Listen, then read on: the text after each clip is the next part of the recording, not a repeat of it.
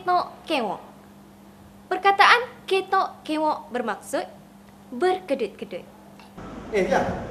Apa baju habis kewok ni? Dah tak kosok no? Maaflah, saya tak gosok. Awak gosok sendiri ya? Patutlah ketok umuk.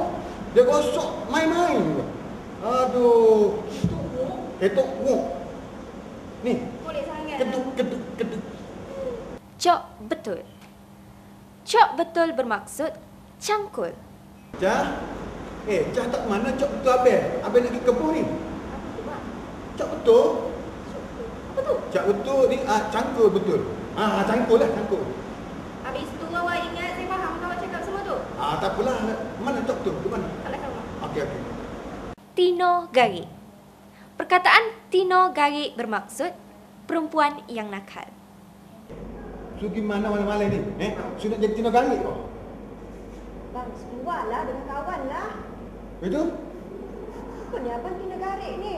Tina Garik tu macam sulam. Tu Maghrib. Itulah Tina Garik ni. Saya pula.